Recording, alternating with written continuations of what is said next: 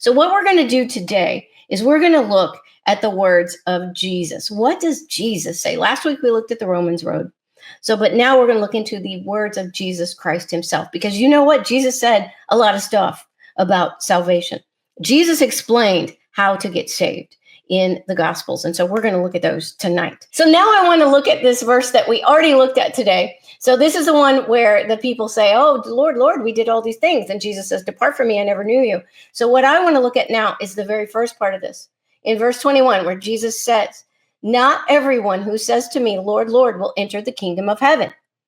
But who will enter the kingdom of heaven? He says right here, the one who does the will of my Father who is in heaven will enter. Okay, so what Jesus is saying here is who will enter heaven? The people who do God's will. The people who do the will of God. Okay, what does he mean? Okay, so we've got to start looking at these words. So the important words here are do the will. Do the will of God. Okay, so when Jesus says, it uses the word in English here, doing. When we think of doing, we think of like physical action, like running, walking, doing things, right? So let's see what that word means. So the word for do here that Matthew has used is, oh, hold on a minute, I forgot to say this. So yeah, it's important that we need to make this distinction, because we talked about last week how in Ephesians 2, Paul says, for by grace you have been saved through faith. It is not of yourselves, it is the gift of God, not a result of work, so that no one may boast. So that's why I wanted to bring this verse back up, because we learned last week, of course, we all know this, that you're not saved by things that you do, right? So why does Jesus say we've got to do the will of God? What does that mean? So that word do is poeo. Poeo, that's the original Greek word that Matthew used there. And so what does that mean? It does mean to do, to make, to do, to act, to cause, to work, to manufacture, to construct. But if you look at the cultural usage here, it's deeper than that. It's a versatile term used extensively in the New Testament. It generally means to make or to do, encompassing a wide range of actions from creating to producing, to performing, to executing. It is often used to describe God's creative acts. Isn't that cool?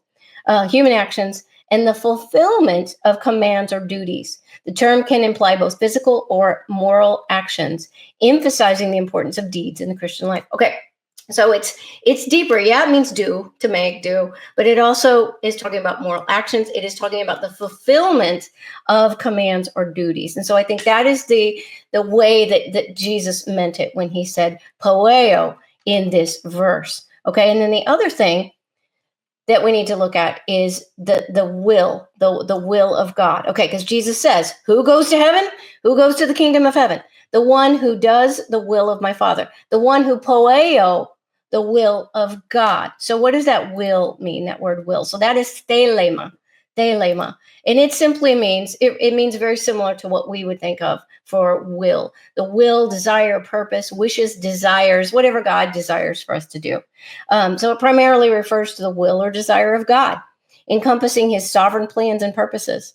It can also denote human will or desire, but it is most often used in the context of divine will. The term emphasizes the intentional and purposeful nature of God's actions and commands.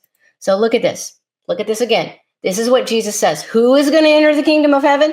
The one who poeo, the thelema of God.